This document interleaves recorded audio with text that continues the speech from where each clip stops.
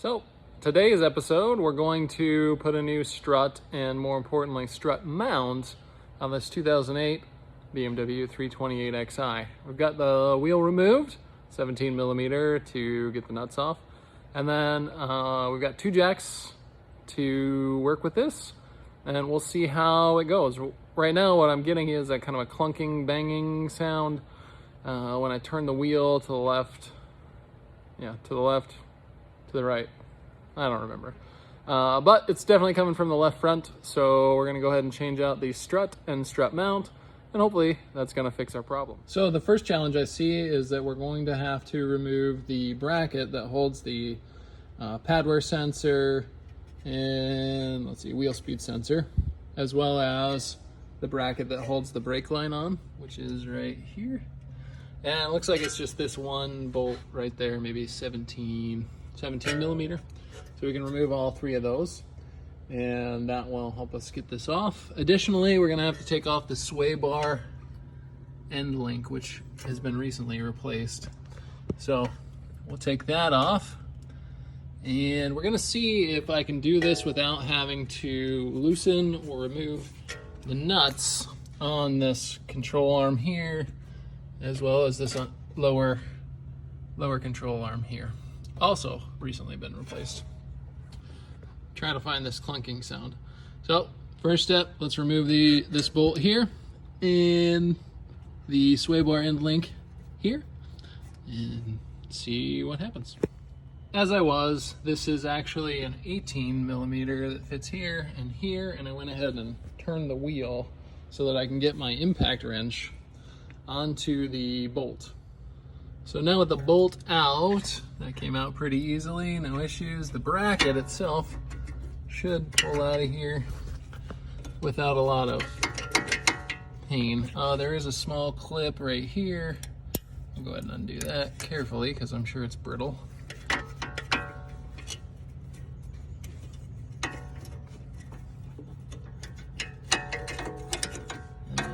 Just kind of get that out of the way. So next step is the sway bar end link. All right, to replace this, you're gonna put a wrench on the back side and then use your impact gun here. So this is aftermarket, so the nuts aren't the same size, but I think on a standard stock, you're looking at a 16 and a 17. So I'm gonna go ahead and pop off this bolt here and we'll keep it. We've got the bolt out, or the nut off of this, but you can see that obviously there's some pressure or strain. So this is why I use the second jack stand. We'll go ahead and move that into place and just kind of jack up this this rim, or the wheel, so that we can relieve the tension on that sway bar end link. Now with the jack in place, you can see that the sway bar end link is more apt to move. Actually, I jacked it up just a little bit too high. See if we can get everything to line up here. Oh, maybe too much. Just kind of fidget around with it, get it all lined up, and then you'll be able to pull that right out of there, just like that. Now that we move up top, we've got this sway roll bar, whatever you want to call it, that's in the way of this bottom bolt right here. And we could probably get away with not loosening it, but what I'm going to do is I'm going to use this E4 ratcheting wrench and then go ahead and loosen that up. And then also there's a bolt, you know, just take a little screwdriver, undo this. I think it's a 14 millimeter. You can loosen this sway bar link up and you can get it out of the way so that you can get access to this bolt right here. And as it turns out, I did not have to loosen that at all. I just pulled it away and it worked perfectly. 3 bolts are a 13 millimeter, and you could do this with a ratchet wrench, but I've got my impact here, you can see, with a swivel on it to allow me to get underneath this nice little plastic splash plate. I will take those out. Those top 3 bolts are out.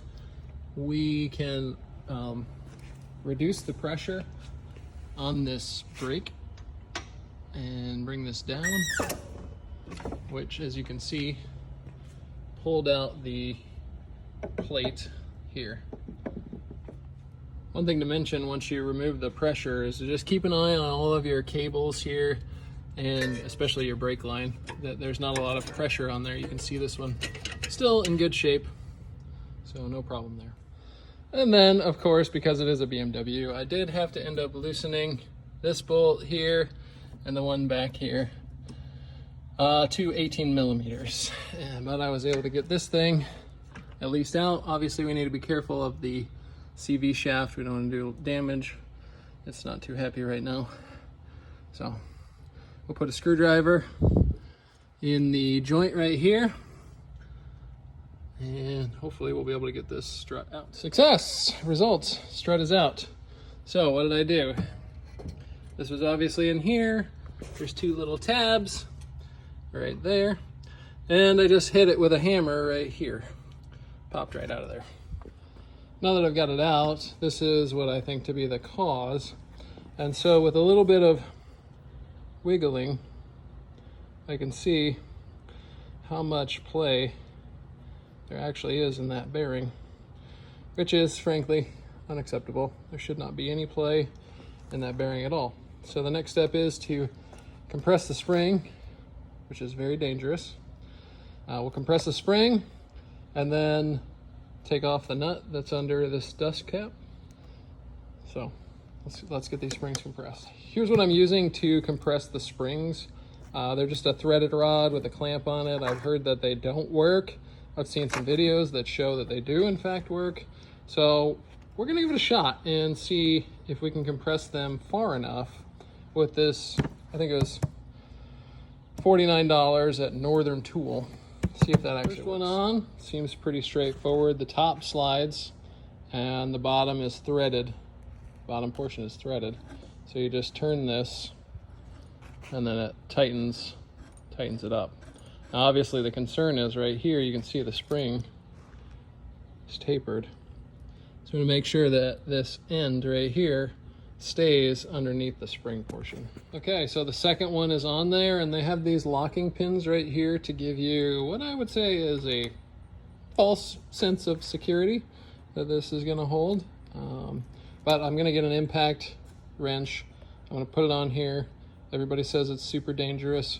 So I'm gonna point it this direction when I do that, and then it goes out into the world if something terrible happens. Also, I am wearing eye protection. Here's where I'm at. It looks like the pressure is primarily off of the, but there's a spot here where there's a pinch point. There's a spot around the back side that looks like there might be a little bit of a pinch point where there's still some pressure on it. So I'm not really sure, but what I'm gonna do is I pop this cap off and you can see there's lots of thread on there. So what I'm gonna do is I'm just gonna kind of loosen that up very slowly and make sure that this thing is not just gonna pop right off of there. And sure enough, 21 millimeter with my impact, and I was able to pull that nut right off of there. And because this is moving around easily, we know that the tension on the spring isn't pushing it this direction. So the tension on the spring is good. We'll go ahead and take the rest off, and there's a little dust boot right here. And we want to make sure that we keep that just the way it is. So typically before I rebuild, I put everything back the way it was, and I'll get my new parts, and then I'll put it all back together the way it's supposed to. There's also another washer back here.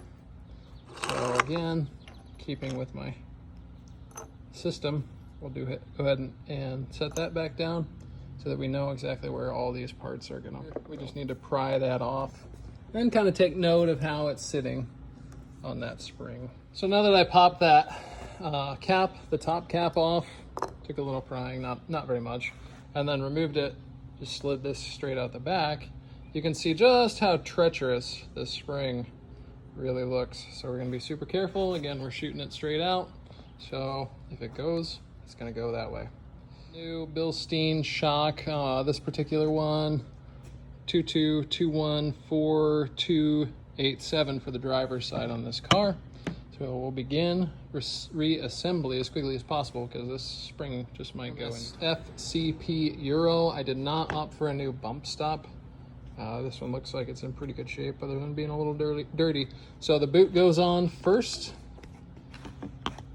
and kind of sits in this tab right here. And then our bump stop, like this, goes on.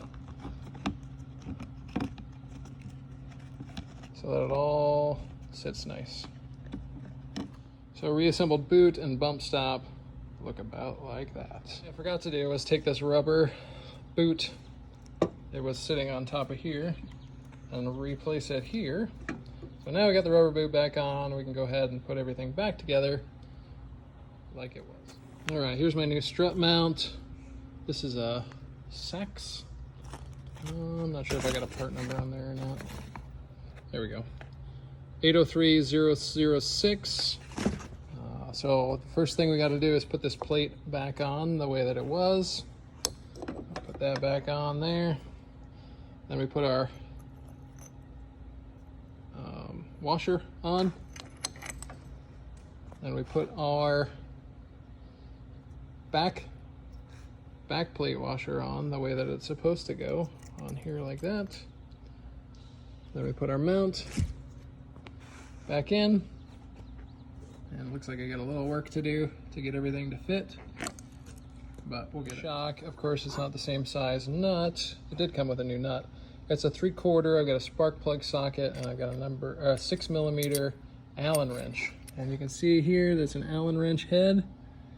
We put the socket in, we put the Allen key into the slot, and then we take a 7/8 and we ratchet that using this as a pry. There's grease in there, but it probably needs some more, so I'm going to go ahead and just throw a little bit more all-purpose grease in that bearing point, and then we'll throw the cap back on and we'll put everything back together. One more thing that will save you a lot of time, this one really got me, is to make sure that this lines up here, and obviously I have some work to do down here to get that end of the spring to line up. So hopefully I can make this all work. Looks like I can rotate this down. We'll get everything lined up. But cost me about 20 minutes and had to undo everything, put it all back together again. So watch these. The end of the spring here goes on the end of this rubber bushing here, and then up here plate that was on the top side of the old one. And you can see there's an Allen key right there, right here, and I thought I needed to undo that, but turns out I just needed to pry on this, and that came right off of there. And then we'll put this back on there. I did a quick measurement just to make sure that everything seemed to fit the way that it was supposed to. Sure enough, looks good. Put the gasket on here, and then we'll reinstall it. So in order to get everything lined up, the locating pin here and all this stuff, again, jack stand, and just kind of holding this and jacking it up, getting everything lined up. I'm going to loosely place some screws, the screws back in here so that it'll hold it into place, and then I'll put the main bolt back through back here. In there, we're going to go ahead and reinstall the sway bar, tighten up the couple of bolts back here. By the way, I did not have to remove the inner fender, but it was a pain because I get binding on those nuts up here, so probably would be easier to remove that inner fender. But next step, tighten those bolts back down, slap the tire on, and then we'll come back, torque these down. We want to keep them loose until we have the weight of the car on there, and then reinstall this bolt and we'll be all set. All right, so result of the test drive, no more clunking. Finally, I've been wondering what the heck it was. Put new sway bar end links on it, put a new control arm on it, and it was clunking. Sure enough, it was that strut or strut mount, probably the strut mount, that solved the problem. And I'm super glad that it is finally done. This car is coming together. All right, final thoughts on this job. It started about 6:30 and it's now about 9:15, so 2 hours 45 minutes. Not terrible. A couple of bolts you got to redo. 18mm, 17mm, 16mm, 18mm ratcheting wrench, super helpful. And then you're just working it, pulling it out. Couple of things to point out, like for example, when I was trying to get this in, got a couple little scratches in here, not too bad. Thanks for watching, really appreciate it. Like and subscribe.